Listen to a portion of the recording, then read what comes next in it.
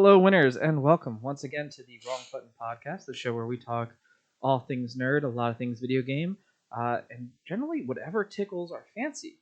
Now, last week, we were off because Mrs. Play. Hi, guys. Welcome me back. You and I here. took a adventure vacation, I think is what you told me it was.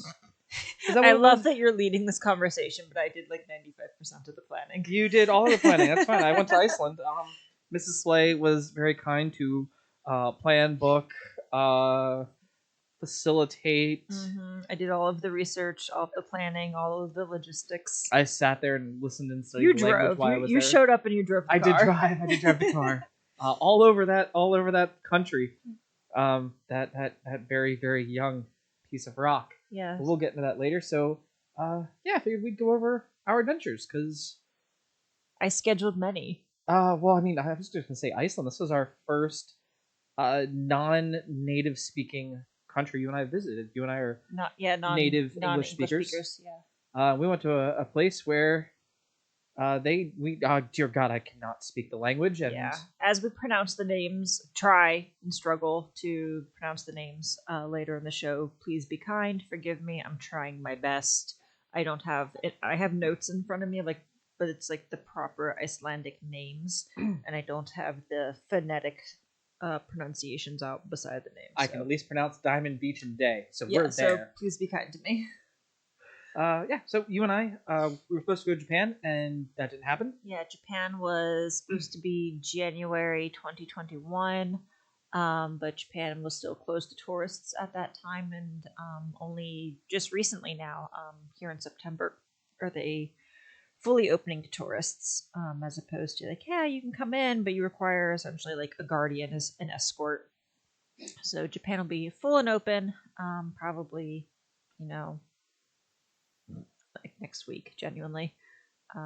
So the consolation prize, I don't even like to think Iceland is that, but it was like really, really disappointed that Japan was like just not feasible. So you had suggested, like, hey, I heard on a podcast once. Thank you for not diving me completely out. Yeah, I heard on a podcast. Heard Iceland. about it. Heard that Iceland might be kind of fun. What do you think about Iceland? And like, yes, for me personally, Iceland has been a dream place to go to for at least the last 7-8 years. But quite frankly, we were not in a financial position to like explore the way that I would want to. And I knew it was a country that doesn't really have a lot of like, you don't take trains places. They have bus tours and stuff, but I wasn't sure what driving would be like in a foreign country. There's a lot of firsts here, like you said. Non-native English speakers, though. To be fair, they did speak English. There was like English was the common language. Yeah. But it was fun as someone who's like very white, pale, blonde hair, blue eyes, and being greeted in like not English. They did look at you and they greet you. They looked at me a couple times and like greeting me in not English, and I'm like, I'm sorry to disappoint you. So you and I took Iceland Air, mm-hmm. which was our plane ride over there. We did a direct flight from Washington, and we got very fortunate with that one. And we touched down, and it was pretty much start exploring. Like we touched down and we went to the coffee place or sandwich coffee. It was a cafe. Yeah, cafe.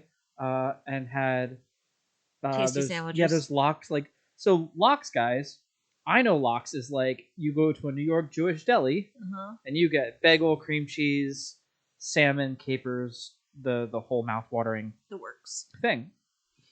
Lox is apparently Icelandic for salmon. Or it might be like specifically like cured salmon or something like that. Maybe. But they had a lot of lox sandwiches. So that was like the first thing we had on that multi-grain seed nut bread that was super delicious. And then from there we headed out to do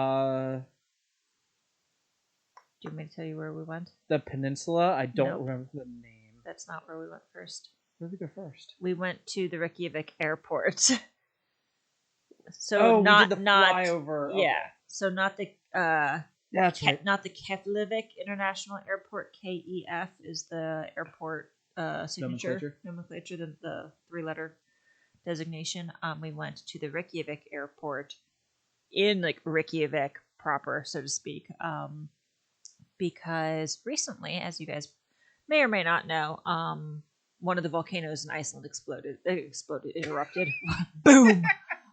It erupted, and unfortunately, the eruption only lasted like 2.5-3 weeks, so the volcano was dormant when we were there, but there was still plenty of like helicopter tours, Cessna airplane flyovers. You could also hike to and get like pretty close to the eruption site, probably within like a half mile or so. But which we should say it was the 9 original plan. Yeah, that was the original plan. We were gonna hike 9 miles. I didn't realize it was 9 miles. I thought it was 4.5 miles each way. No. Like a week, 4 days before we're supposed to fly out, I realized I made a terrible error. It is in fact 9 miles. I'm like, oh, like you walk for like the first half mile, 2 miles or so, and then you go up like 1,000 feet in elevation. Like it's a steep climb. Don't fuck up. But the trail's well marked, and then once you get to the top, like it's relatively level. But like a 9-mile hike after like 5.5 hours of overnight economy class sleep didn't feel like a good idea. I think it should be known. You guys probably know this because I've complained about it enough on the podcast. I don't fly well. Oh yeah, he's a nervous flyer, so he did not sleep. Me and like 9 milligrams of melatonin. I was somewhere between like oblivion and being annoyed that people kept bumping me. Yeah, I was in an aisle seat. Compared to our flight to England, which was while longer and more turbulent. Yeah. I felt like people were much more. Hey, we know this is a long overnight flight, so everyone planned to sleep. Whereas on this one, it was for whatever reason just not feel the same as flying over to Europe. It was only 4 hours time instead of like 8. Yeah, they were only 4 hours ahead of us from Eastern Standard Time, whereas like London is 6. Yeah.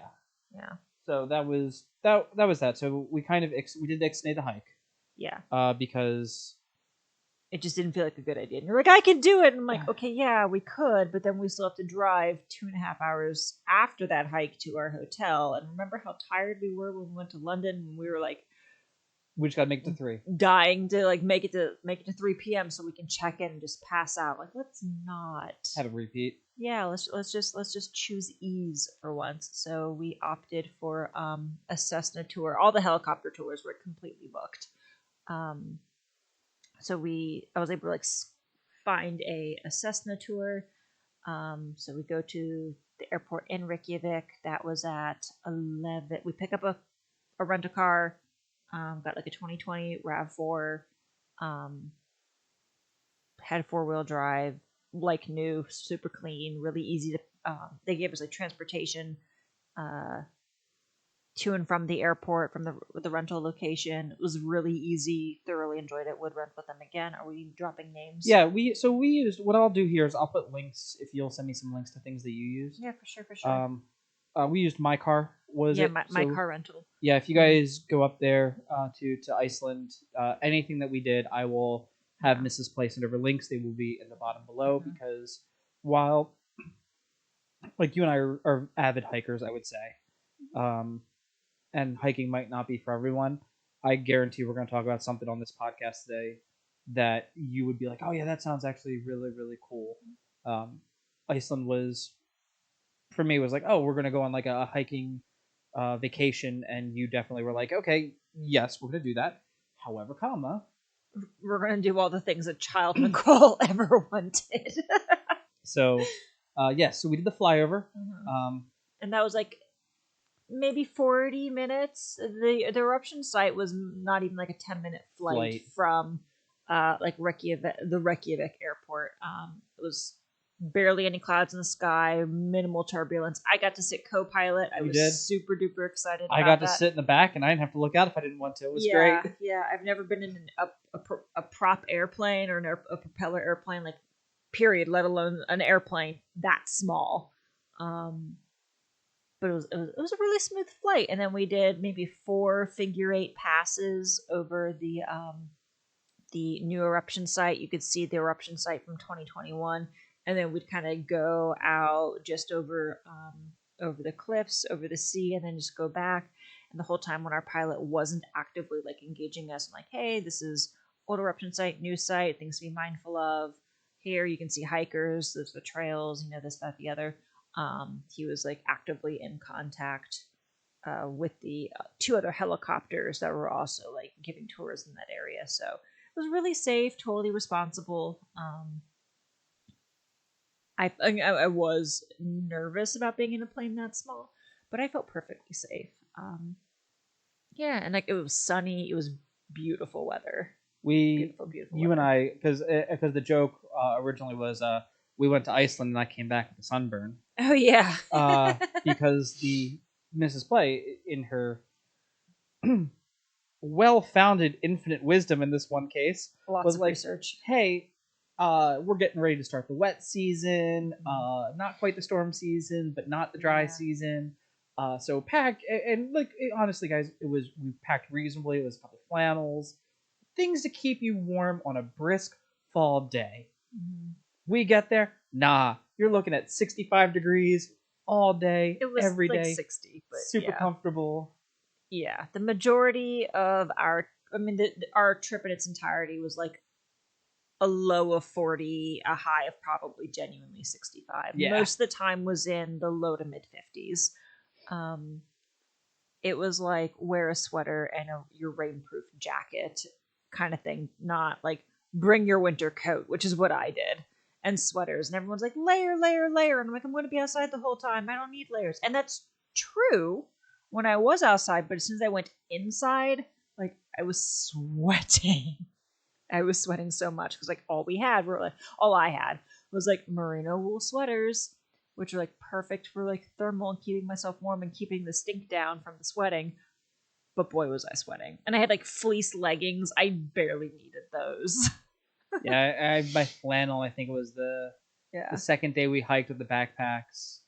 And I was just like, you could just see the mark. It was like I was in the army wet, all over again. The wet. Like I just could see that perfect silhouette. Yeah, I will say like always like, I mean, do your research, but like Iceland, what we had was a magical week. We had like 5 days of just like sunshine, or like there would be some clouds, but sparingly. And then like the second to last day, the clouds rolled in, and the day that we left, Friday, it actually like did drizzle. There was thick fog in several areas as we were going back to the airport.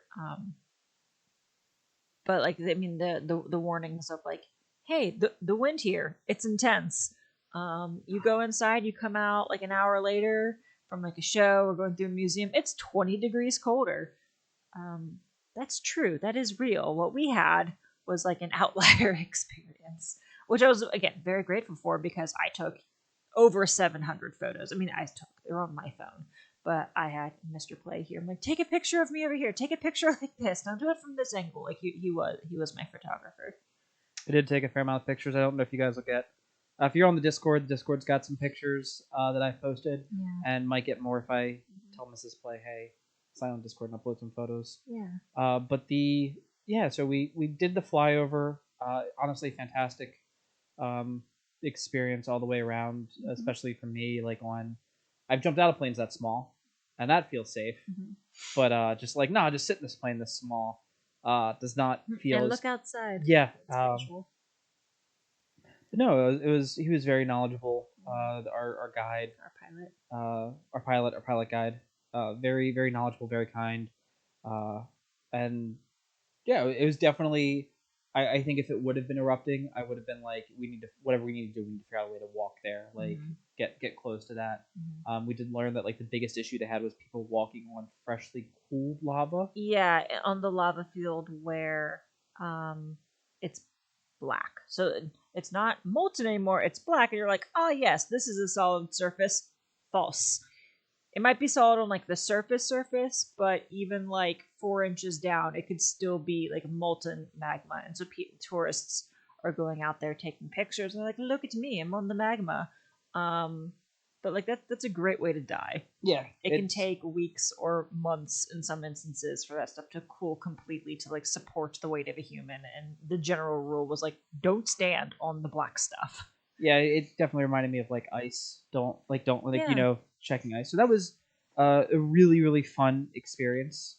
And definitely a fantastic alternative to 9 miles on their sleep. Yeah. Thank you. I care about us. I'm glad you did. After that, we headed to Reykjavik downtown. Because you wanted to try. I wanted to try a Icelandic hot dog. Mm-hmm. Now, guys, I can get waxingly poetic about hot dogs.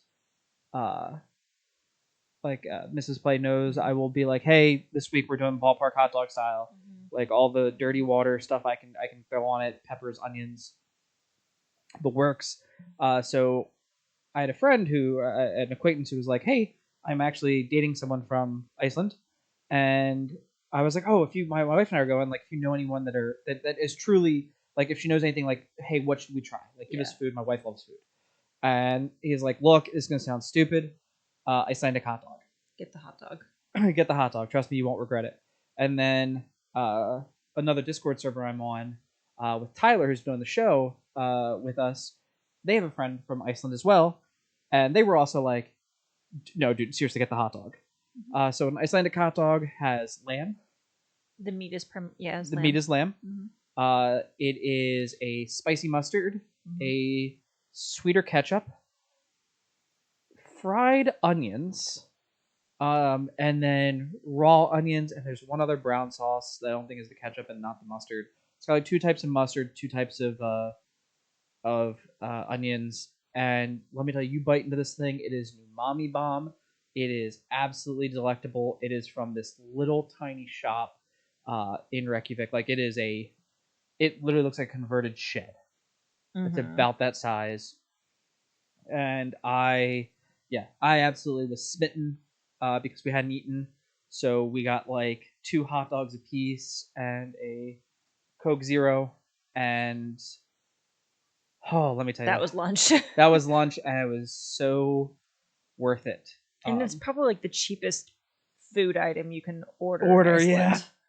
They even had the boast. Bill Clinton went there and had a hot dog there. Yeah. So it was fantastic. Everyone, if someone's ever said Icelandic hot dog, you know what? I might have a new way to make hot dogs at home. If I can find lamb hot dogs. Yeah. It's lamb with like a mixture of like pork and beef. But okay. I pulled up the ingredients because I wanted to make sure I was like we were rattling it off correctly. You were right. White onions, the crispy fried onions, ketchup, sweet brown mustard, and a remoulade. Oh, the remoulade. Okay, so that's like a relish. Yeah, it was a sauce made with mayo, capers, mustard, and herbs. Yeah. Mm-hmm. And that was absolutely delightful. It looked weird. Because, like, like a hot dog is kind of like a brownishy red, and then to have like a little drizzle of like this, to be honest, to me it was not an appetizing color of brown strip sauce. I don't know. I think that was the ketchup. I thought that the white sauce thing was the remoulade. I could be wrong. I don't remember. It doesn't matter. It was delicious. I was pleasantly surprised. It was an umami bomb. It was delicious, and again, quite affordable, and it came out fast.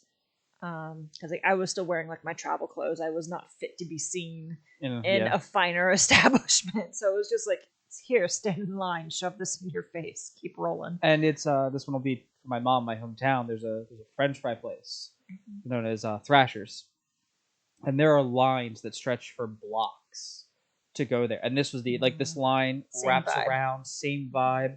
So like, and even the fact that people that were like, hey, I'm local from here, still go here, still get this, it's amazing.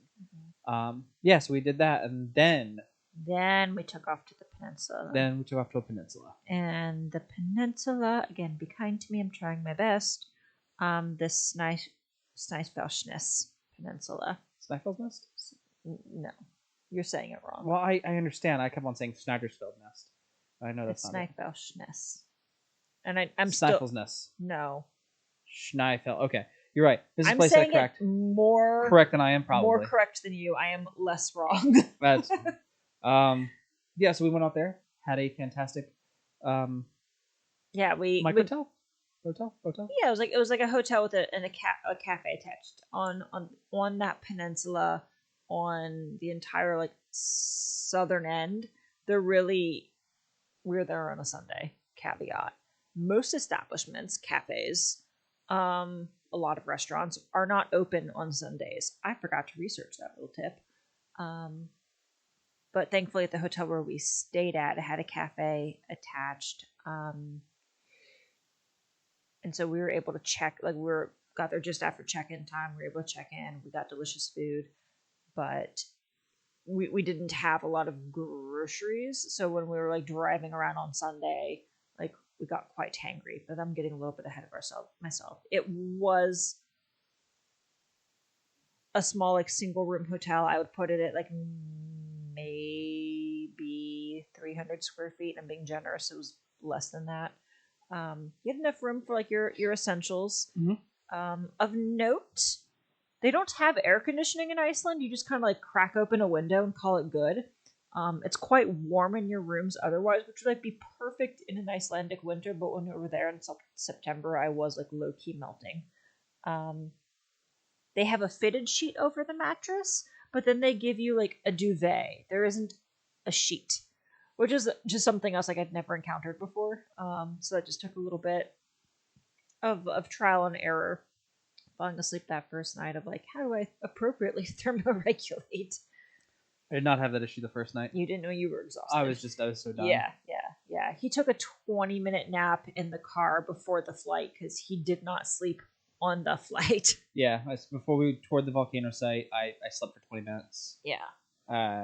You actually had to drive us pretty much. Yeah, you like out there. I could barely. You almost like you like.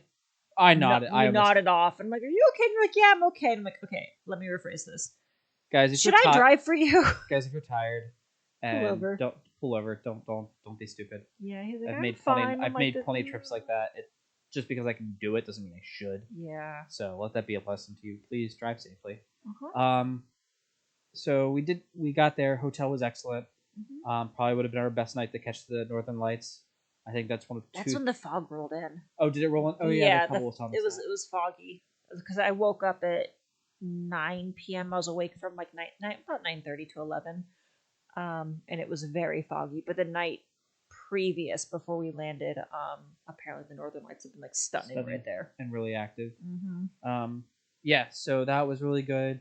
The cafe was great. Breakfast was extra delicious. One of the things that we noticed there when they do breakfast sandwiches, like a lot of times here in the States, it's like a scrambled egg or like a non-flipped omelet, I'm gonna call it, where it's it looks like you'd be making an omelet or scrambled eggs, just don't break it up. And that's what you put on your breakfast sandwich. Over there, it was a lot of like finely sliced hard-boiled eggs. So you got that with like your lox. It was really tasty. Yeah, you had a couple of protein options. So that was often on there. But then after that first day, you and I went out to the cave, or the lava tube, I should call it. Vatnshlir. VATNSHELLIR.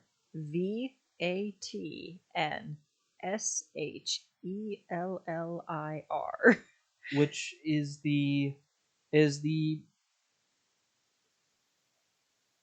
entrance, for literary purposes. It is the cave entrance that Jules Verne described in Journey to the Center of the Earth, which I started reading to get ready for this. Yeah. And it's a lava tube. Yeah, and I wanted to go through a lava tube, so I found the one with like a literary reference in order to draw you in. Yep. And it was quite stunning. For those of you, if you've been in the States, and you're used to, like, for us, outside DC, we have Luray Caverns, and it's a huge one.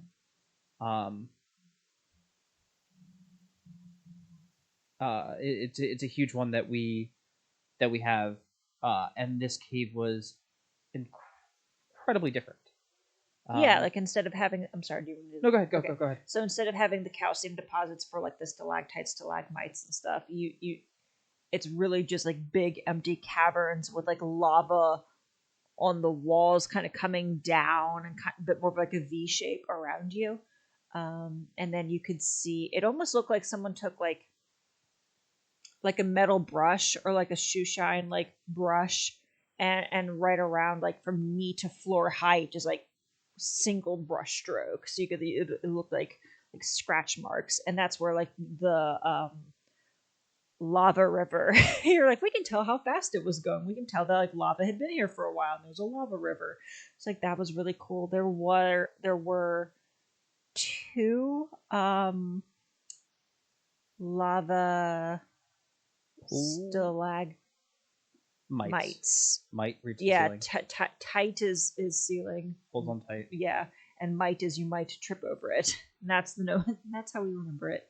But there were some like lava little stalagmites. I say a little, as Mr. Play said, it's not Luray Cavern, so anything like under a 2-story building that's as wide as a car is small to me.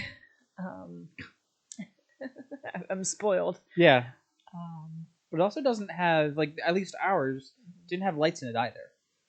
Yeah, because it's in a national park, there is no interior lighting. There really weren't like handrails. There's 2 spiral staircases that did have handrails, but as you're like navigating around, it was just like spikes with a rope attached to kind of like, hey, stay within this area.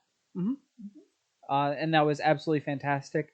I'll make sure to like plug the name of it there, so that way you guys can see that. I don't want to spoil, because I thought when you get to the deepest part, the guide, she did something really, really cool to like really show off the cave. And just because I personally thought it was quite magical. Special. I won't spoil that because cliffhanger, go to Iceland. And then after that, you and I also, there were these columns. Because they weren't quite mountains. They looked like really big rocks on the coast that you and I had driven by, and we had learned while on this lava cave tour that they were actually the internal tubes that come out that lava comes out of in a volcano. So, like, if you were to strip away all the mountain around it, these are the tubes the lava like came up and out over. So you and I hiked. It was probably about 1.5 miles to go see tubes that were volcanoes. Yeah, I used to be part of a volcano. The rest of it had eroded away. This structure was like literally at the one of the edges of the peninsula. On the other side is just a cliff and ocean. So it just like eroded away over time. And so you had like these 3 little fingers going into the sky. And I'd seen them before, just like other people's photos. I'm like, I want to get close to that if we can. And I knew there was a lookout point. But when we parked, as Mr. Play just said, it was like, oh, hey, like 750 meters this way. So that was really cool. Like, we got to get like, go up and touch it. Yeah, you could go up and touch it. Yeah, stay on the marked trails. Yeah. When you guys go to like to Iceland, one of the Mrs. Play put it very lovely and eloquently. You don't fuck with the flora, the fauna, the food, or the speed limit. Yeah. I hit all right there. I didn't really include food. Food. What was the other thing? I thought there was it was like flora, fauna, speed limit. Yeah. Or the weather. The weather that messes with you. But so when we drove by it, it looked kind of like a small rocky outcropping. Like, it didn't look super. You weren't impressed. I was not. I was impressed. I was not. I was in awe. So we were driving by, and this lets You're you know, being like, so nice to me.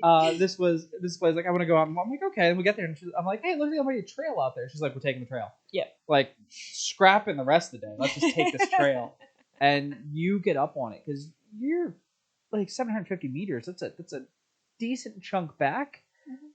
And one of the things this country will do for being such a tiny nation, it will be like, we'll hold your beer, go walk up to that very young mountain right there in its prime, and you want to talk about feeling small. These things were old, and I was like, oh, I still feel very, very small looking up at it, and it was stunning.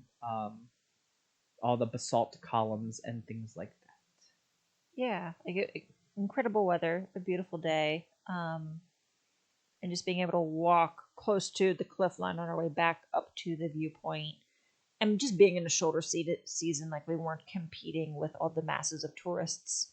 So just being able to like take our time and not feel rushed and not have to like compete for photo opportunities. Because again, I was in my glory. Like, take a photo of me here, take a photo of me there. Now, like from this angle, like I was having an absolute blast and just truly in awe of these structures, because I'd only ever seen them like on TV before, because I'm a nerdy little kid that watched a lot of Nat Geo as a child and the Discovery Channel. But we hit that up.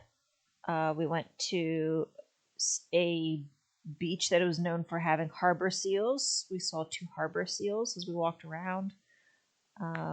We backtracked a little bit and went to a waterfall. I know there's plenty of waterfalls. We'll tag the names. It was like very easy to like park, and maybe a mile up you could probably like hike all the way, elevation gain, up to the falls. But at that point, like it was past lunchtime. It was every bit of like 1:30, 2 o'clock, and we hadn't eaten since breakfast around 7:30. So our stomachs were empty, but we were still like in control of ourselves, so we hadn't devolved into hangry monsters. I'm really just referring to myself here. And so we walked maybe a half mile. We wanted to get close to the waterfall, take some photos, but we knew if we hiked all the way up, where like the elevation gain like really kicked in, like we would not be good people. Yeah. When we came back down, like not the same people that returned. So yeah, and actually, because that's where we ran out of water. You guys want to talk about some bougie things? We spend $5-6 for a bottle like Fiji Waikiki water here. Nah, you go to Iceland, just stick your bottle in the stream. Yep. In this place, like tastes like wet rocks. That water in that particular stream had a higher minerality, but in general, like Icelandic water is some of the best, most purified, clean, delicious water you can drink in the entire world. Yeah. And so did that. I think I filled up twice because I chugged 2 of those. And it was great. I'm a huge fan of just sticking a bottle into a stream to get the water out of it. So yeah, that was really good. And then you and I headed north. So same day. We headed ultimately northeast because I wanted to visit Kirkjufell Mountain. Kirkjufell? I might have misspelled it on my phone. Anyway, this particular mountain, when you Google like Iceland, it's one of the top landscapes that you see. The mountain kind of looks like an arrowhead. It is the most photographed mountain in Iceland. So we got to park there, and I got to have photos taken of me because Mr. Play's like, yes, it is another mountain. But I was in awe. I'm like, I'm seeing the thing in real life that I've only ever seen in pictures and on TV before. So I was having a moment like constantly. Yeah. That one, you're right. I wasn't as.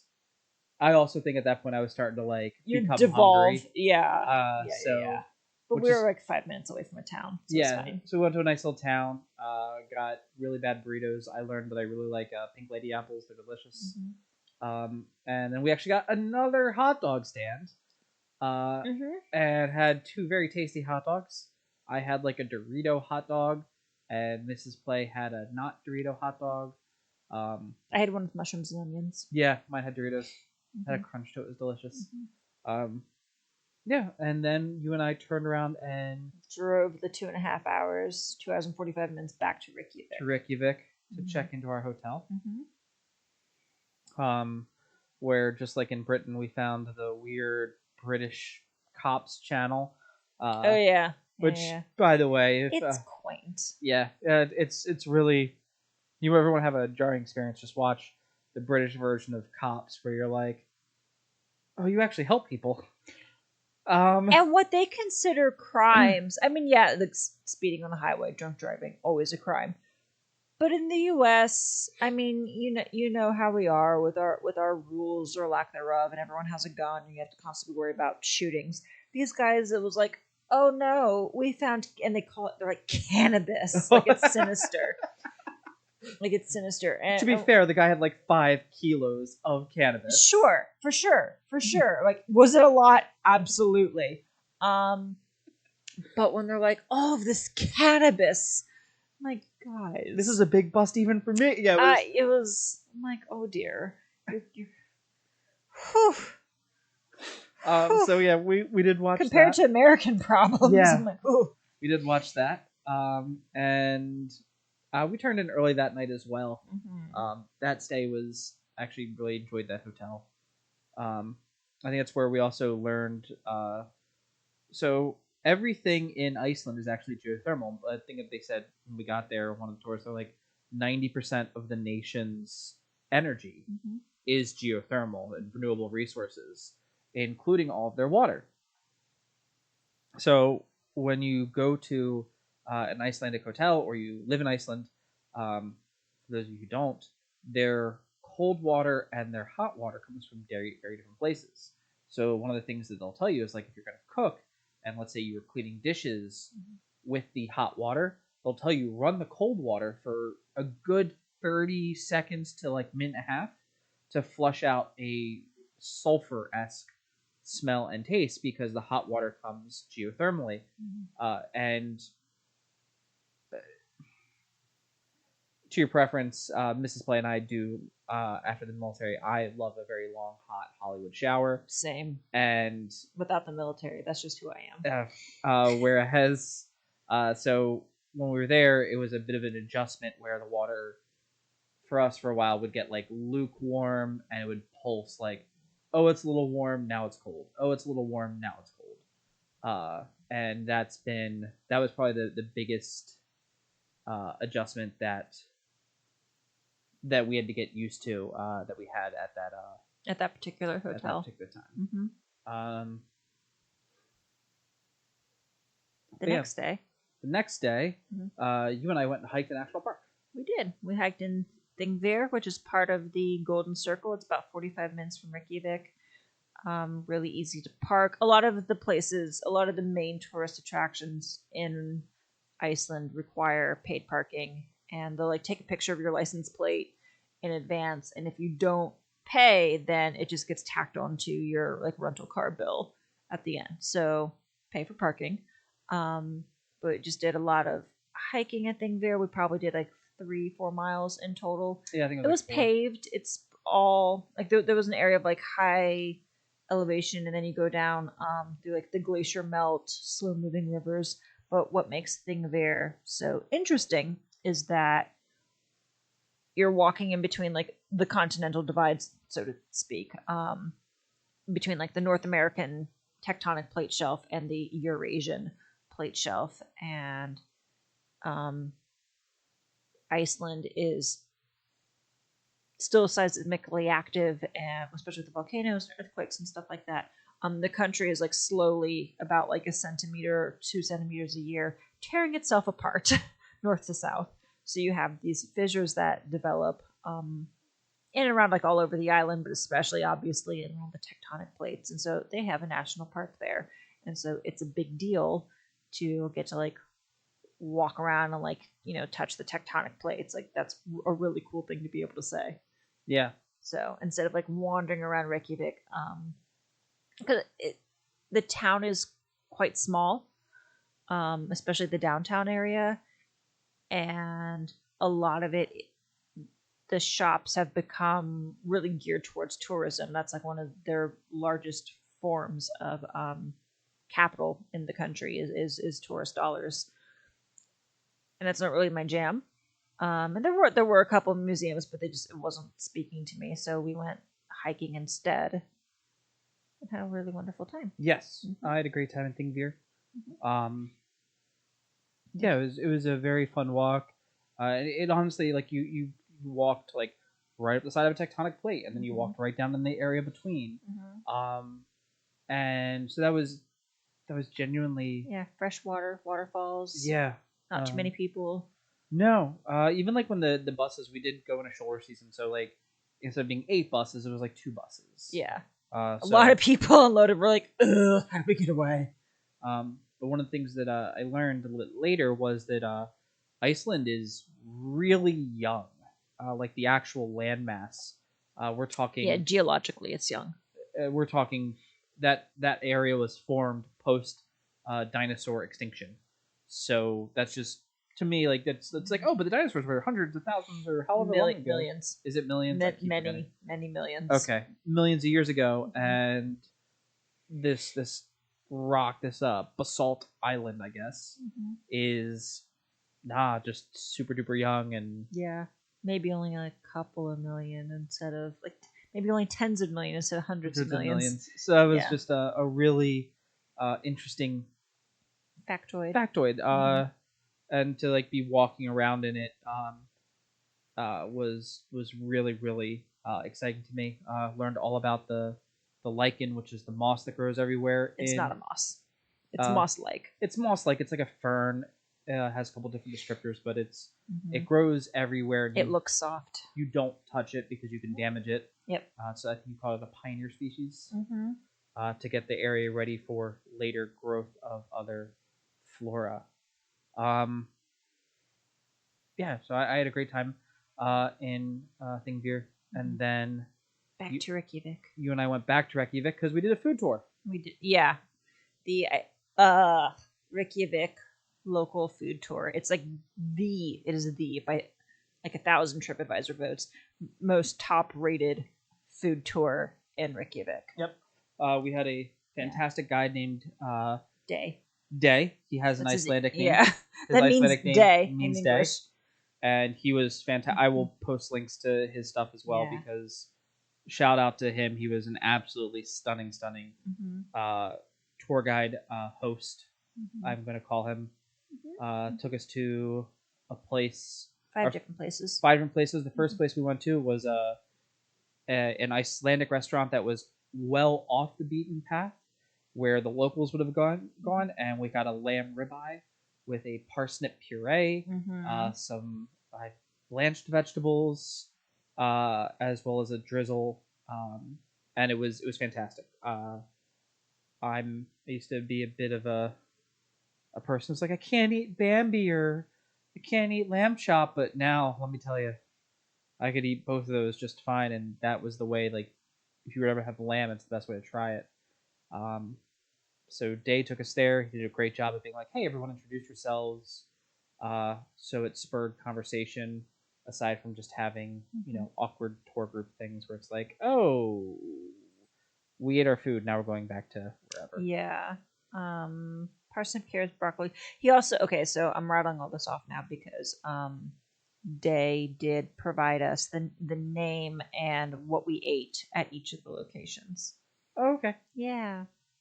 So from there, we went to a local Icelandic pub, which is very traditional Iceland, where they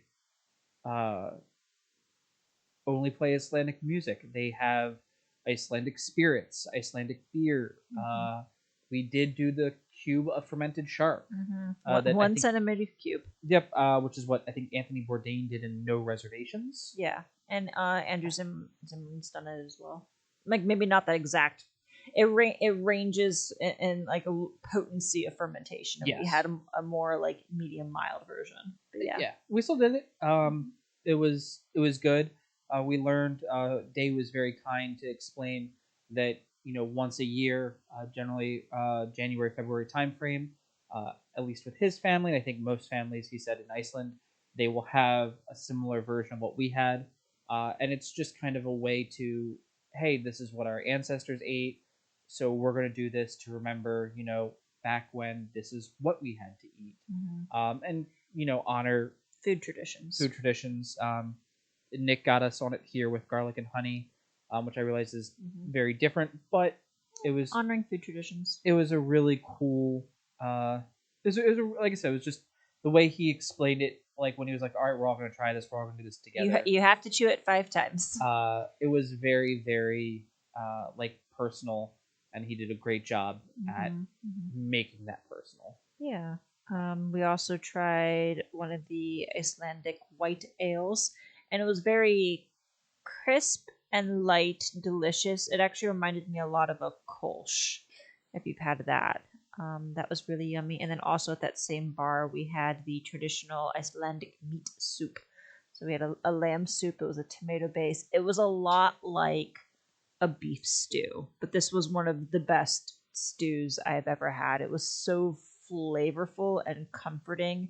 It's exactly what I would crave on like rainy, cold weather.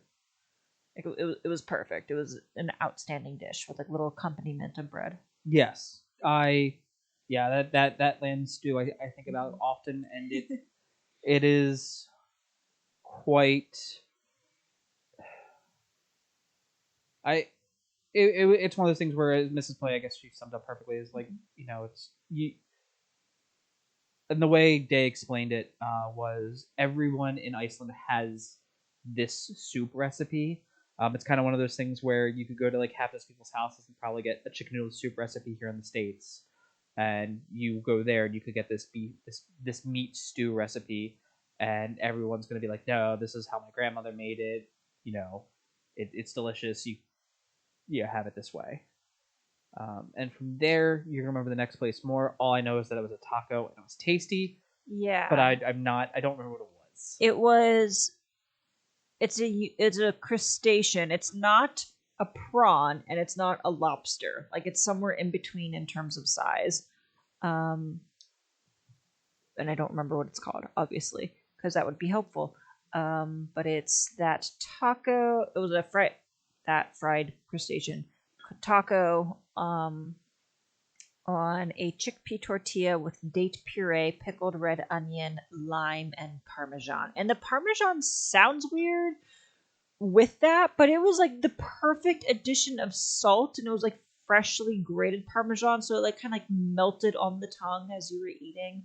It was delicious. Like these two cute little tacos, like the tortilla itself might have been 4 inches in diameter. No bigger than my hand. Yeah. They were really small and super cute, and I loved them. I think that to me, that was the most surprising meal. Agreed. Like, it was agreed. It was so good to have that. After that, we went back down to that local spot and had Icelandic hot dog. Another Icelandic hot dog, because of course, and that's where I got to learn that Bill Clinton tried there. And that's where Day explained like the remoulade, the mustards, the ketchup, fried onions, raw onions, the only way to have a hot dog anymore, and the fact that it was primarily lamb, which, like I said, great job. And after that, we went to a place that does dessert. They're primarily known for their cakes. And we got to try what is known as a first date cake. The first date cake is a white sponge cake with a buttercream icing. Vanilla cream. Vanilla cream icing. I was so close. You were. A homemade jam. And nuts. Caramelized nuts. Yep. Caramelized nuts in the back. Now, this is known as their first date cake because what would happen here is when people would go on dates, they would come in and they would order that cake, and they would split that cake between the two people they're dating. Now, as people have gotten older, one of the things that the restaurant noticed was the same people would come back like 5 years later, married, have kids, out on a date night, and come back and get this first date cake. And they also did, they had thermoses on the table with coffee in them. And guys, when I tell you, like, it's the most quintessential, this thermos you'd throw in a picnic basket with this cake, and they leaned into it. And I was absolutely smitten. I was very smitten with, like, that kind of tradition. Be like me taking you back to Dumsers. Yeah. It was very touching. It was very cozy inside. And even like a little bit tangential, but all of their sweets are not nearly as sweet as what we have in the States. Like, my stomach didn't hurt afterwards, and it was delicious. If you didn't like coffee, you could also order hot chocolate. Oh god, we can go into their hot chocolate too. It was so good. It was so good. Like, I highly recommend that food tour. Afterwards, our guide took a photo of us outside, And then within 2 hours, 3 hours of wrapping up the tour, we had our picture that he had taken of us, the restaurants that we went to. Here's the address, here's the name, here's what you had, as well as like 5 recommendations to like other restaurants to try that he personally recommended. Like it was a complete experience. Yeah. The guy's name is Day. Like I said, I'll probably post his Instagram because he does other entrepreneurial work, and I look forward to watching and seeing what he does with that. Yeah. We also went to the church in Iceland with Leif Erikson. Yes. Now, for those of you guys who don't know, Leif Erikson is the person that found Iceland, Greenland, America, before Christopher Columbus, which is what is very heavily thrown on the United States. It's very heavily pushed in our curriculum that it is Christopher Columbus who discovered America. And so Leif Erikson, for most of us here in the States, is Happy Leif Erikson Day from SpongeBob. Yinga dinga durgan. So we went to a church the church that has a memorial to Leif Erikson out front of it. We got to go up in the cathedral bells. Mrs. Play was very kind in getting us out of there like 2 minutes before they started going off. Yeah, the bells toll every 15 minutes. Yeah. And you can be in the bell tower. I'm sure it'd be deafening, and Mr. Play was like visibly not excited.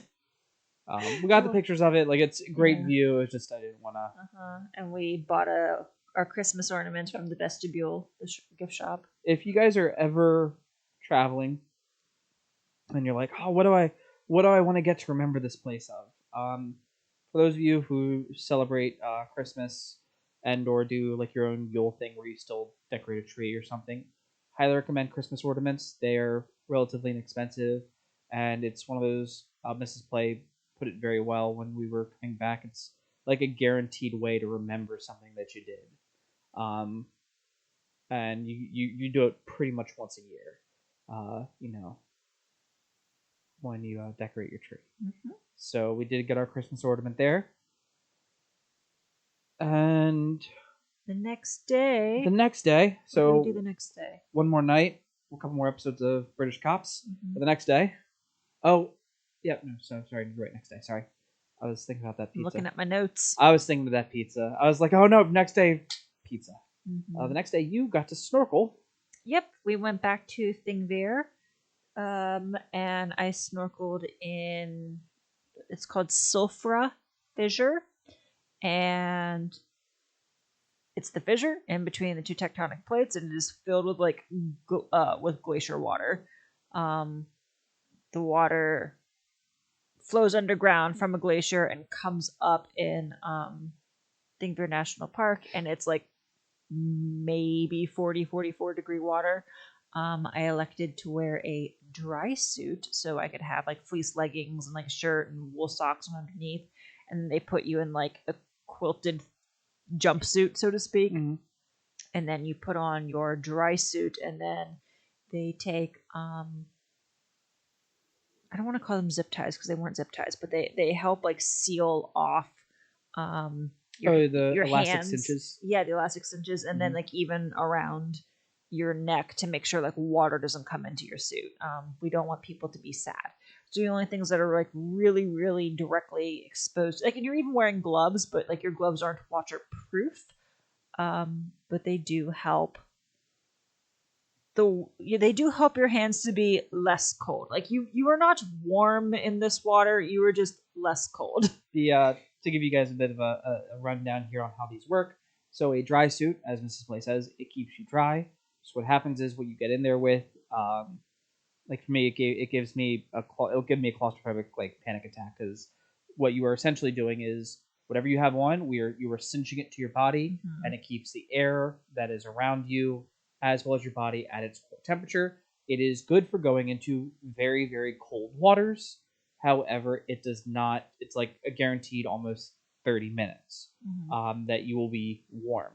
A wetsuit, which is a little bit different here, allows water to pass through the permeable membrane, so that way when water comes in contact with your body, your body heats it up, and as long as you are staying relatively still, your body heat will make the water around you in contact with you warmer where the suit is holding it.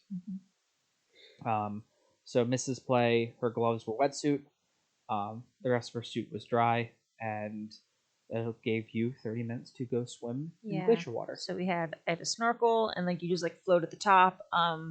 The water current is like lazy river kind of speed, so there really isn't even any like active swimming involved. Like you needed to like move forward, and you on your own, like faster than the river was carrying you. Then you could just like frog kick, because like you're so buoyant, like the just like your normal flutter kick, like it's wasted energy.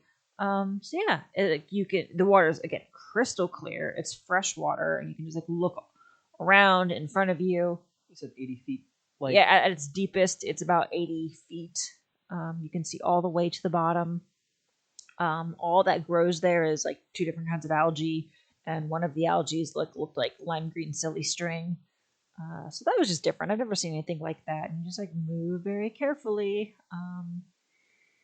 And it was so beautiful and quiet and peaceful and very cold. Oh my gosh, like my face. The first like 30 seconds to a minute, I almost felt like I was developing a headache around my forehead because of like how cold the water was. But like you just like lay there until your face goes numb, and then it's fine. But thoroughly enjoyed it, and afterwards we had delicious hot chocolate. It was a really good time. Is there anything you want to add? No. Nope. And then what did we do next? It was like one of your favorite parts of the entire trip. What did we do next?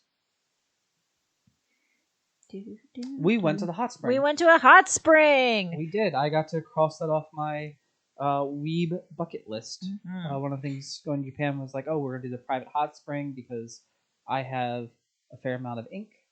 And we went to a place where that didn't matter. I could have all the ink I wanted. Yeah. And so can I guess about the hot spring place? Can I give a little bit of go ahead. information up front?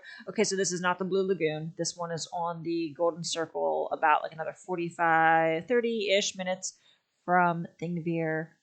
It's like less than half the cost of Blue Lagoon because it is less known, and highly recommend. Okay, over to you. Okay. Tell us about the hot spring. So hot spring, one of the common core things that you need to do when it comes to hot springs is one, you shower beforehand. So Mrs. Play had booked it previously. We got towels. You go into the hot spring. You go into a locker room, changing room. I got locker 117. I just felt like I need to share that because I'm a Halo fan. And so you go in there. You take a shower before you go to the hot springs because you want to get all of your stuff. Funk. Yeah, off. The water's to be clean. It's onsen rules. Yeah, so you take a shower. It's locker room style, so like if you are like, I haven't done this since high school, or in my case, the military, it can be a little bit shocking because it's just people walking around, naked. You go take a quick shower. There's not like privacy stalls. You shower, it's fine. And then you throw in your trunks and you go out to the hot spring. They had 4 different hot springs. They had the first one we got into, which is a mineral one, has chlorine in it, as well as other minerals. They have like a lazy river kind of one. It was that long one where the kids were. Oh, it wasn't a lazy river. It was almost like more of a kids pool shallow area. Yeah. Right, you can lay in the water and stuff, but you're not submerged. Yeah, it was longer. Yeah. They have a natural one, which has these beautiful lava stones. And you can sit on them and relax. And then they have an extra hot. Now, the whole thing actually overlooks this lake. Beautiful lake. And one of the things that they'll tell you is like, hey, what we recommend doing, going here, getting warmed up in the hot spring, go into this lake, and you're like, oh, we're by hot springs. It'll be fine. Not fine. That lake is like 42 degrees, and you go out and you dunk yourself, and then you sit in there, like, I'd say sit there for about a minute and a half, 2 minutes, what I would do. And then get up and walk back to the hot spring, and that hot spring would be like you'd feel the pins and needles, the tingles in your legs, and it was absolutely fantastic. It had a great mountain view, and I spent about 2 hours there, like just over an hour. Really? Yeah, it was really like an hour and 15. Oh, yeah. You felt so rejuvenated. You felt like it was longer. I felt like it was one of those things, guys, where like you always see the hot spring episode and like in any sort of anime. I told you about the one with Full Metal Panic, and like the main character comes out. I'm like, I feel like $1,000,000. There was some credence to that, and it was absolutely great. I loved it. I would highly recommend, like, if you have a chance to go to a hot spring, go ahead and do it. This place was quiet. The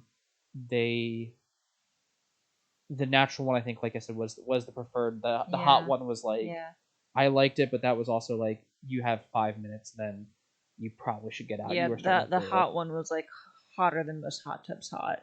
Yeah. But I still enjoyed that. I did not submerge myself into the cold lake. Like, I got up to like waist high. I dunked myself real close, like up to my collar, and then was like, I've done enough cold for the day. I did Sulfura Fissure earlier. I like earned my warm water, and then like I shuffled myself back out into the hot spring. I did that about 3 times, I think. Yeah. Back and forth. Hell to the no. And it was great because you go in that cold water, and it will instantly wake you up, and your muscles get nice and tense, like trying to keep you warm and stuff. And then you walk back into the spot, and I would sit. Mrs. Play found all the flat rocks. I found all the curved ones. And bumped his toes. Oh, God, yeah. But you could sit, and you could put your feet up and just kind of recline and let the water tension hold your arms up. And you just float away with that. Just float away with warm... Yeah. Every time I looked over at you, your eyes were closed. Oh, God, you were just vibing. If they would have had lo-fi, the only way that could have been better. They just had lo-fi playing somewhere. Yeah, and there's a cafe attached to the hot spring and stuff, so you can order food and drinks. I know that if I'd like left you with a stack of books, you would have been fine all day. Yeah. We got a nice it's crystal. It's Icelandic seltzer water. We had a watermelon flavored one, very light, mild. Enjoyed that. There's also a sauna on site. We did not do that part, but it's available. I do love me some saunas, but yeah, that's the one thing that we did skip. And then we went back to the hotel. No, we did something else. You want to know what we did instead? What did we do instead? We went to a geyser. We did go to the geyser. And we got great photos and a video of the geyser erupting. Watched it erupt like 3 times. And there was like 2 kind of like medium-ish size eruptions, and then the third one was like extra tall and beautiful and amazing and everything that I hoped it would be. Which was great because we were on the way to the geyser, and Miss Blair's like, "Yeah, the geyser should be right up here." Any minute now. And you just look over to the left, and there's a mountain, right? And then all of a sudden, like partway through the mountain, I think it's that right there. And you just watch a cloud come up and then fall. And then after that, we went to the other falls. Yeah, we went to Gullfoss. And Gullfoss is one of the most famous falls in Iceland, and the water like pours down like into a gorge. It actually reminded me a lot of the Grand Canyon in that respect. It was just like this deep rocky gorge. Obviously the Grand Canyon is much deeper, but it was still like equally dramatic, and I've never been to the Grand Canyon, so it was just like, this is amazing. It was getting to be evening-ish time, and with the sun behind us, there was like beautiful waterfalls like all over the place. Not waterfalls, excuse me, rainbows all over the place. I know my words. Yeah, and just like so many beautiful photos, and you could there's a walk path down. You could get really close, walk in the mist a little bit, but not behind the falls, and just like really admire the gorge. Not too busy. It was beautiful. Just like getting to be the end of the day after like doing so many incredible things, like the snorkeling, going to the hot spring, seeing a geyser, going to this magnificent waterfall. Like I was so tired, but it was so fulfilling. It was a real like perfect day. Yeah.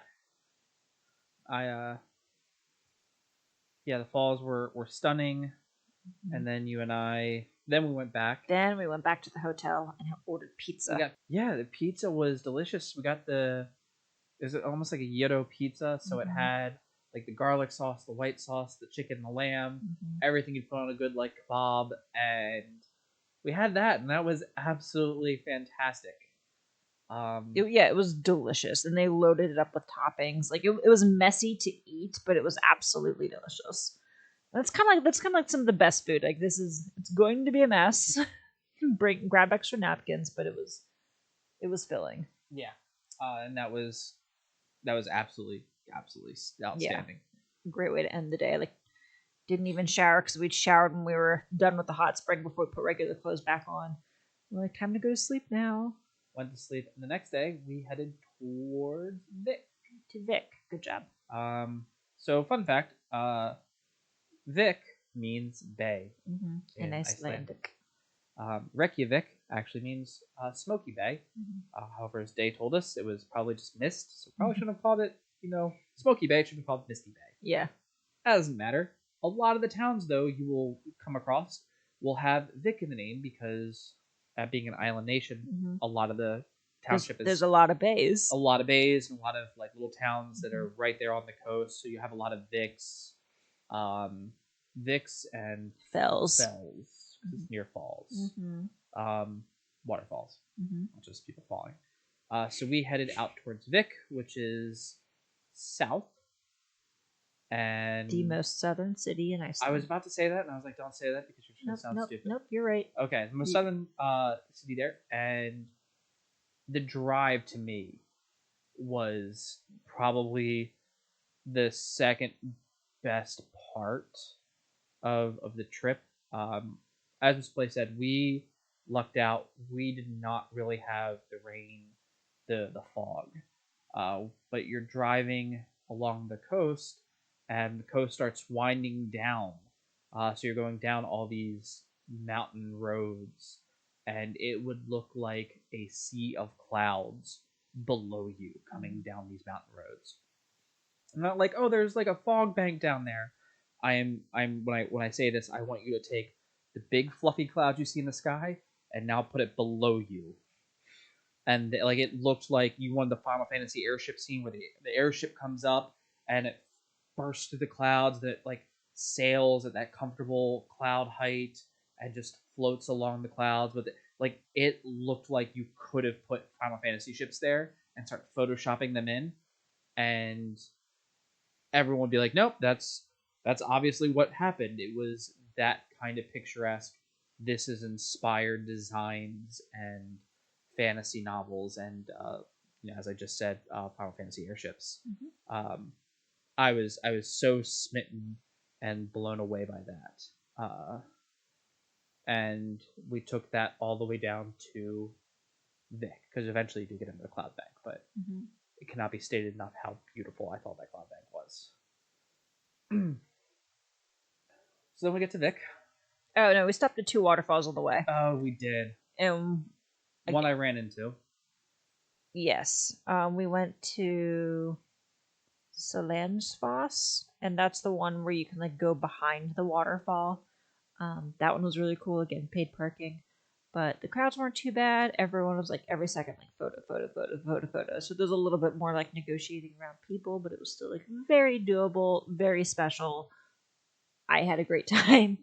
And then we went to Skólavörðustígur, which is the one Mr. Play like damn near like ran into the falls. He was not wearing waterproof things, but he's like, here, hold my stuff. And it was like water, cell phone, keys to the rental car. And he's like, off he goes.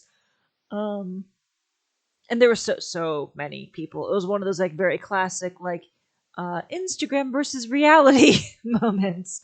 Like everyone is standing in the same place trying to get the same photo at the same time. And not there was people walked into the fall though. There's everyone was standing like healthy away because they weren't wearing waterproof everything, and neither were you. You had your vesties and like some like rain resistant pants, but you were in flannel, and you're like, fuck it. Got some really great photos of you, and you can get like really appreciate the scale of the falls, like crisp for scale. And honestly, like walking up to those falls, it's one of those things where you're walking up to it and you get closer and you're like, oh, this is fine, whatever. And then you get another 2 feet and you get buffeted by the actual force of water hitting the earth. And you like, it was like put your hand up like you're walking into a sandstorm level, gusts, and you were just walking into it till I got to the actual. I did not go like into the pool because I don't have waterproof boots. I didn't have waterproof pants, so I didn't walk into it. But I got like I could reach out my hand and touch the fall and be like, I did the thing. Mm-hmm. I didn't realize you got that close. You looked Yes. very small. I was very close, and I could reach out and touch where the falls. Like it was the very bare edge of it, but I could touch the falls. Mm-hmm. Yeah, it was super cool. Came back with a huge grin on your face. I did. You have to. Mm-hmm. So we did that. Yep. And then hurried our way to Vic because we had a ice cave tour scheduled for 12:30. So even though we left Reykjavik at a respectable hour with the stops and stuff, and just the drive itself, it's like 2.5 hours, 2 hours 15 minutes from Reykjavik to Vic, from where we stayed at our hotel to Vic.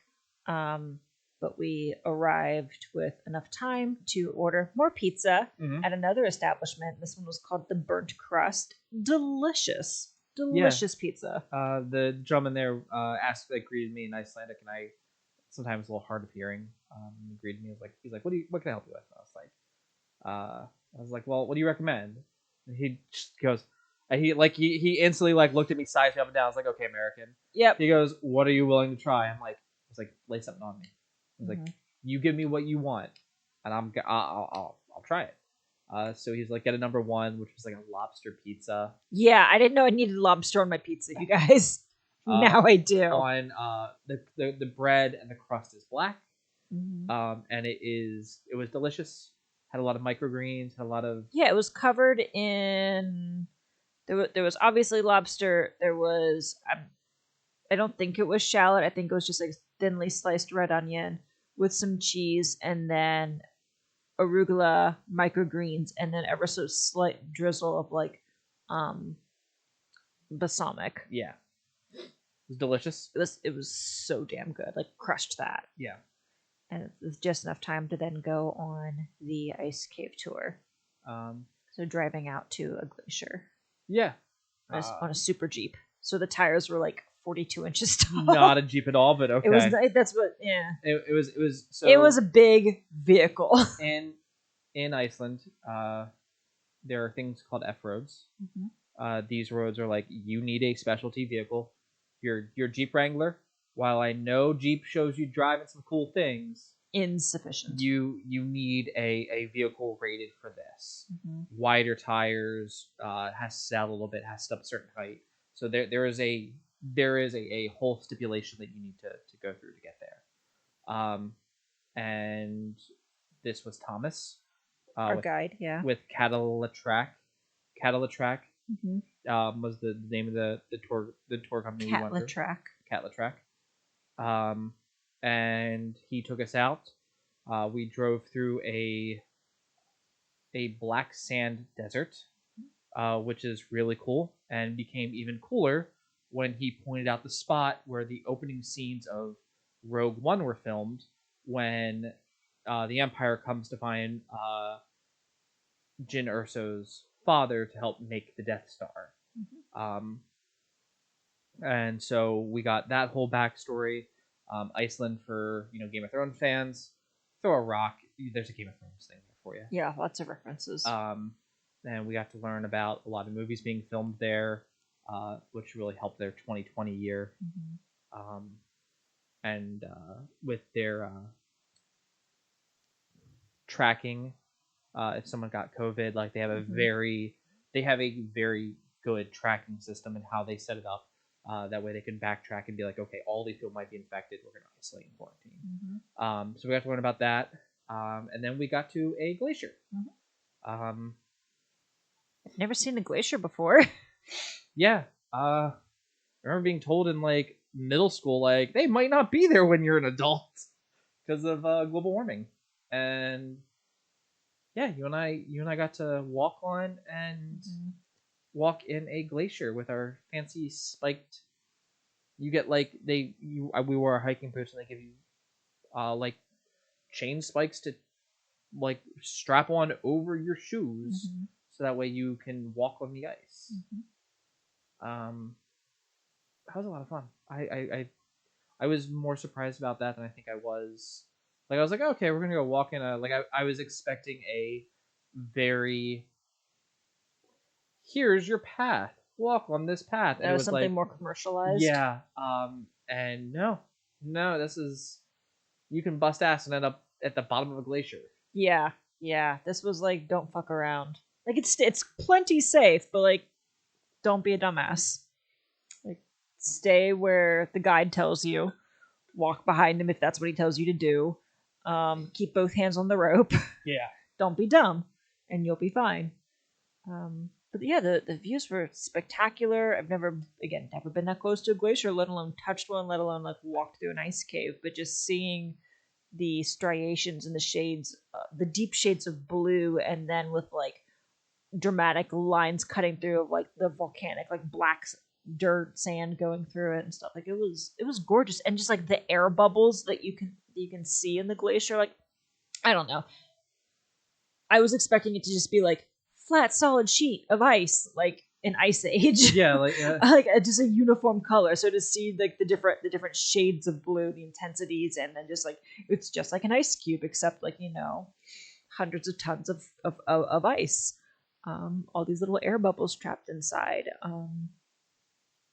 Yeah, it was really, really to say it was really, really cool. Like, yeah, okay, got better words. It was incredible. It was breathtakingly beautiful. I was in awe.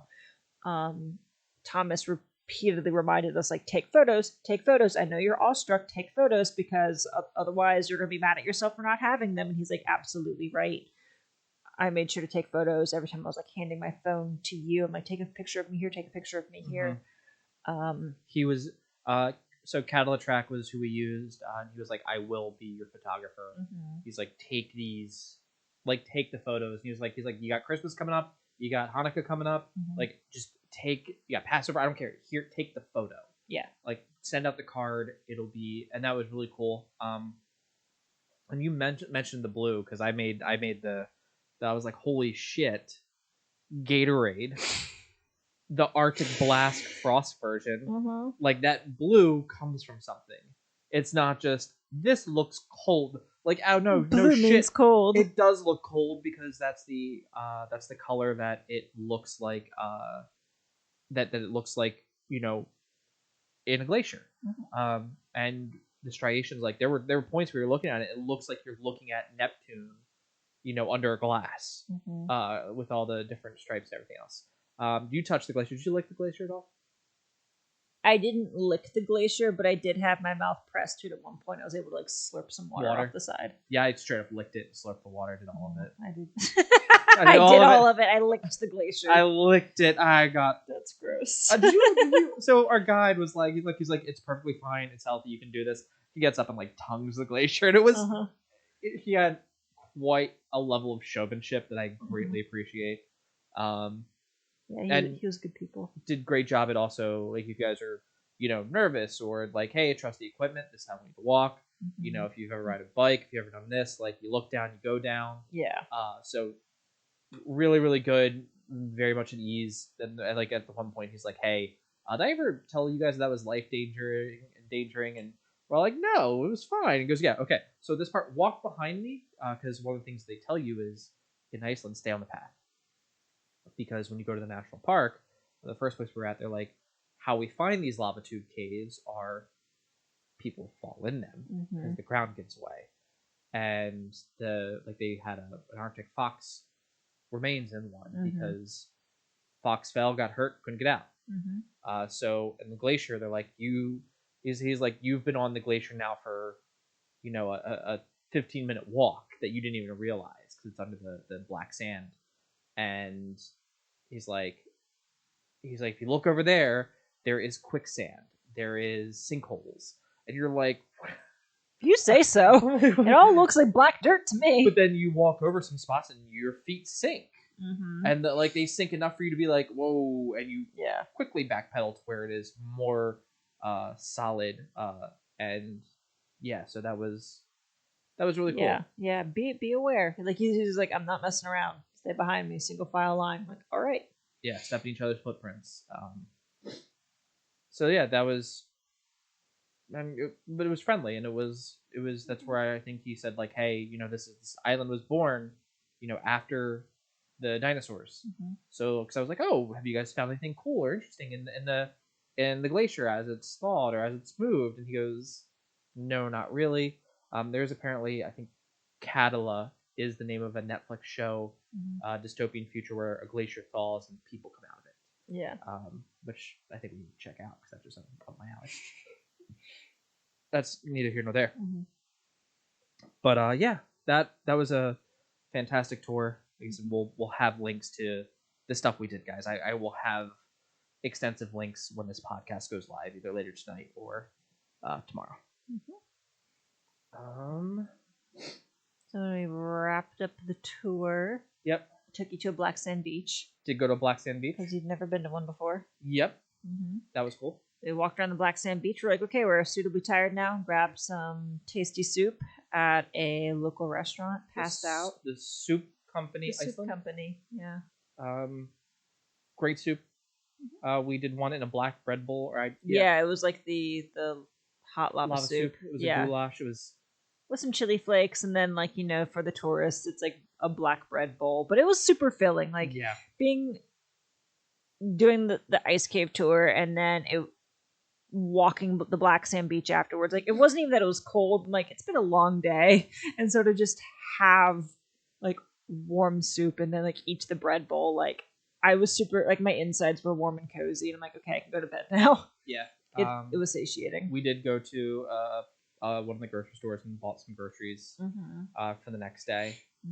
So I guess at least the next day, our last full day. Cramming as much in as possible because it's me.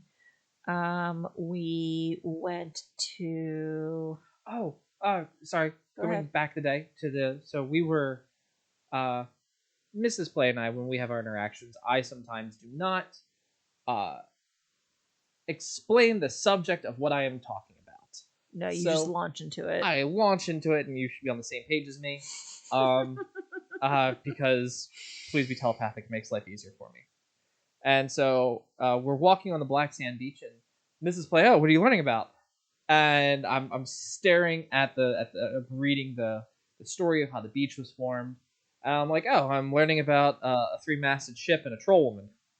And she's like, say all of that again. You need to come back. I'm like, because I was like, I didn't stutter. I was like, oh yeah. So there's this rock formation over there. That's a 3-masted ship, and that's the troll woman that cast a curse on them, and that they said, nope. Afterwards, if you're gonna curse us, we curse you.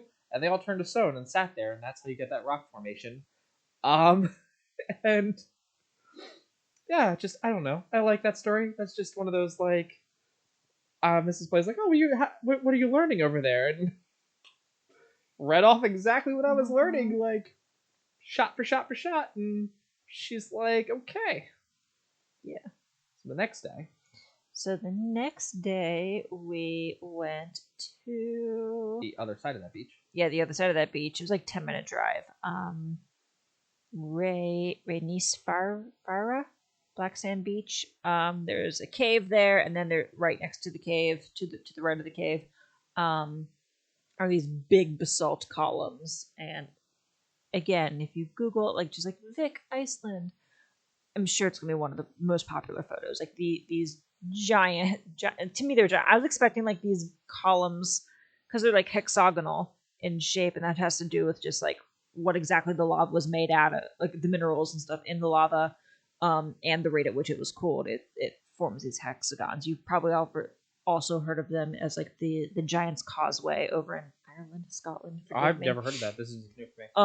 Over in the UK, blanket statement. Sorry, guys, don't hate me.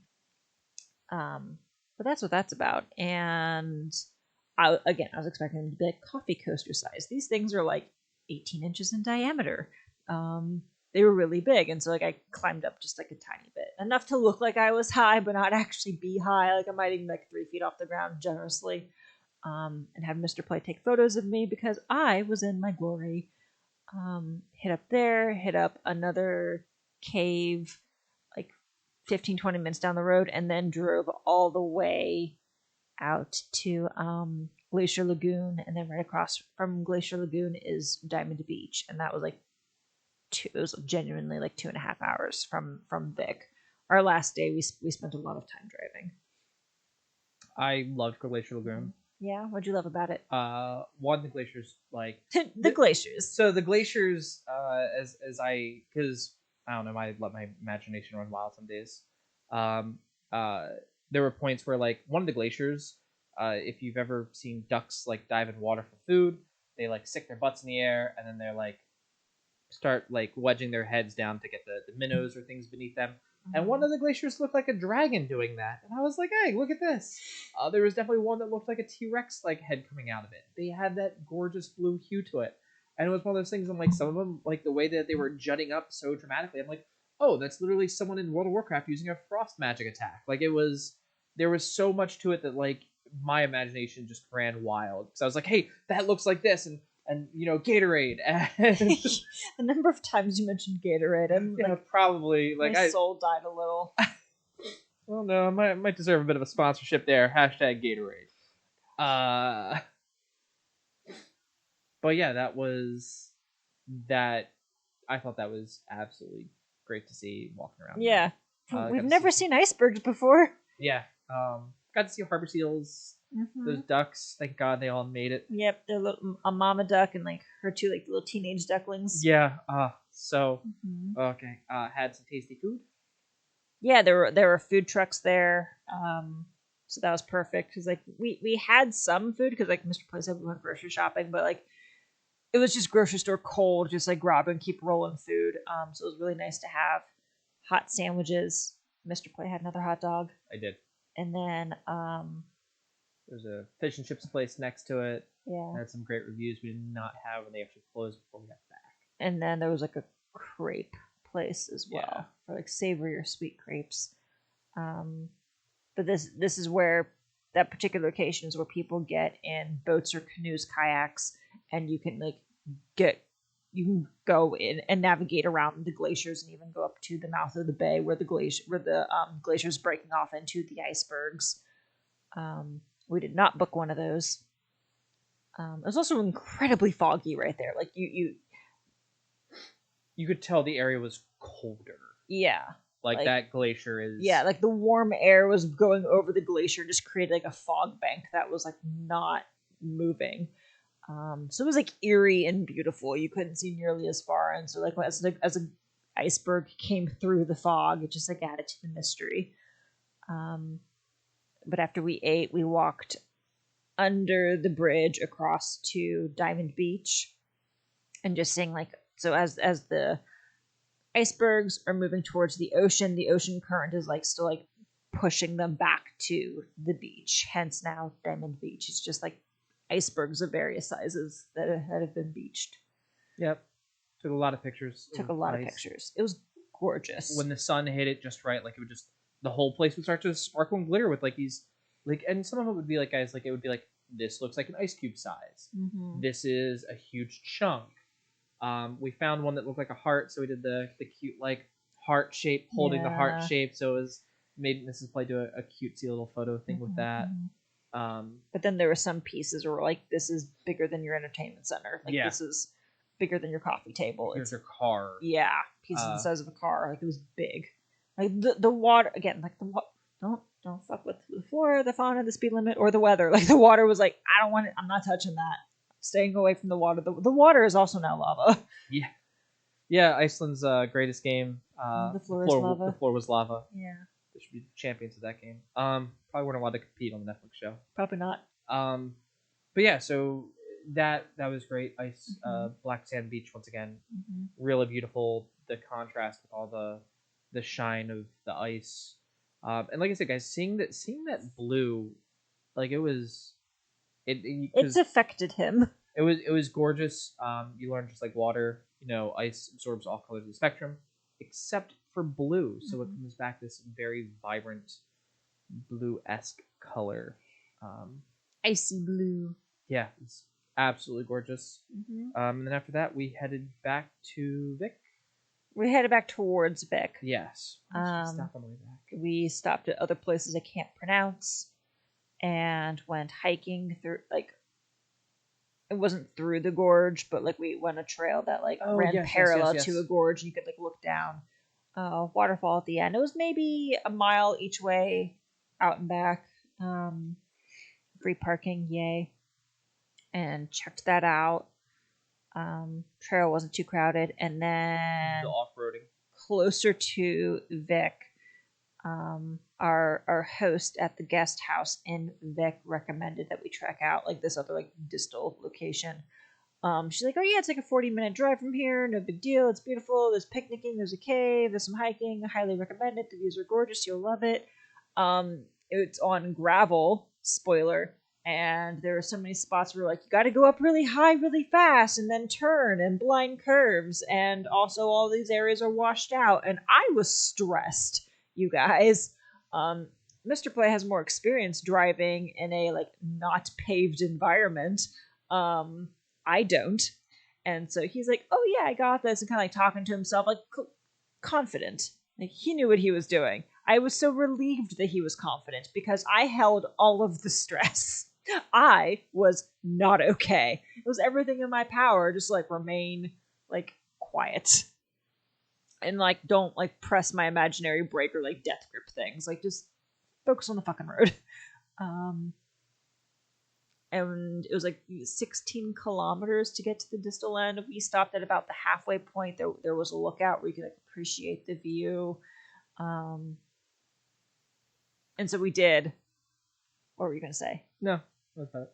And then we're do we have to? Mr. Poe was like, do we have to go the rest of the way? I'm like, no.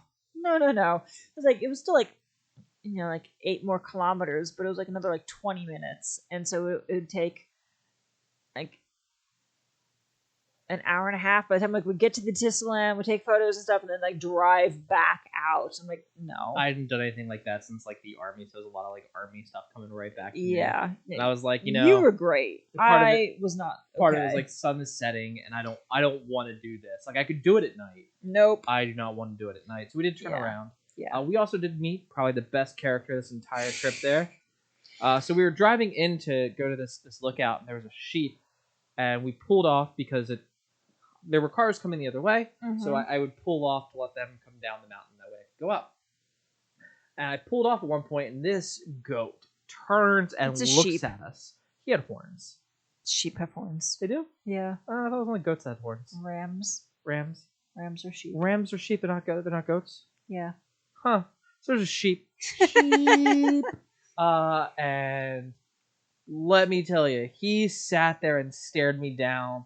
And if it weren't for the fact that Mrs. Play was like, please do not do this, I would have sat there and like had the staring contest with the damn sheep. And so we met Stu the sheep. But don't spaha. Do you want to laugh at that for a second? I named him Stu. So we drove up and we got that picture. And on the way back, that sheep was just closer to the road. So got up to him, rolled down the windows, yelled at him a little bit. He's yelling, sheep! And I'm like, hey! And like, I'm rolling down the window because I just want a decent picture of the sheep. And I'm like, please don't attack the door. Chris, stop provoking the sheep. I don't think this is like a sheep attack is covered in the rental car warranty. I need you to not do this. Yeah. So that was a fun time. You were having a lot of fun. I was having a lot of fun. You were having like a disproportionate amount of fun. Yes. yelling at that. But yeah, then we came back to the lodge that we were at, made sure we were all packed, went to sleep.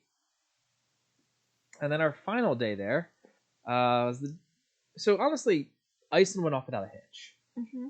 Up until the last like 2 hours we were actually in the country. Yeah. On our way back, we did when we got to Skogafoss, I ran into it. We did not hike it because we had to make the ice skate tour. Mm-hmm. So this time we walked up it, which was like 600, 700 feet of elevation change in a half mile. Yeah. Maybe a mile. It was like, go fuck yourself. Yeah. Just steps. It was a Stairmaster. My calves, like I was gonna go to the gym, and I'm like, I'm not going to the gym this weekend. I'm gonna take this weekend off, and I'll go on Monday. My calves are still sore. I need to go now. We checked that out. Walked up there, and then on the way back, it was like, oh, well, we need to... It was also raining. Raining raining. endlessly. But yeah. Gotta fill up on gas. Left my credit card at a gas pump. Mm-hmm. Had to turn around twice because the gas pump stopped taking the credit card. And it was like we kept going to like one certain type of gas station. Yeah. No, we went to like... By the time things wrapped up, like we went to like 3 different gas stations. Previously, we'd only gone to one type of gas station. Yeah. And now we tried something new. And we tried something Look new. where it got us. Here in the States, when you go to a gas station, you put your credit card in, and you fill up the tank. Yeah, until like, that's it stops. Yeah, that's just what you do. Over there, it's like, oh, do you want, a 1,000 liter, or like this much money worth, this much liters, or and so like people know exactly how much they need to fill up and not go over, and yeah, just it was the biggest headache. We started to get hungry. Yeah, converting liters to gallons, not even really knowing the size of this damn tank. You can only pick, like, do you want an X amount? Do you want half full? Do you want full? And, like, it was a bitch just to try and get it right. Because, you have to return the gas. We returned the car with a full tank of gas. And we were getting hungry. And we'd budgeted a lot of time. Like, I was afraid we were going to get to the MyCar Rental with, like, an hour and a half to spare. And between, like, the credit card, trying to find a place to eat, trying to find a gas station that we could figure out how to use... that ate up like an hour. Yeah. So we ended up getting to the airport 2 hours early, waited for our flight, called a flight home, and that, other than like the day of recording this is now Saturday the 10th. Like, you guys have been we arrived home only 23 hours ago. Yeah. We haven't even been home a full 24 hours yet. So yeah, that was our adventure. It was Mrs. Planned a fantastic trip. Thank you, spouse. Very welcome. But yeah, so if you guys are looking, I recommend the podcast title is Icelandborne, because I'm a Monster Hunter nerd, and that's what I think we should all be doing.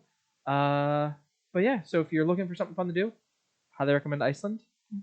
I will make sure to have links to things. I might even steal Mrs. Play's phone, or she wouldn't be so kind to just email me her checklist. I will post everything in the links below. So that way, if you guys are like, hey, I want to go somewhere on an exciting adventure, I recommend Iceland.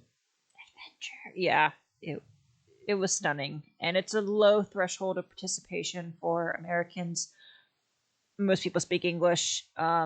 It's a cashless society, so you can use your credit card, reach out to your credit card company, and request a PIN before you leave.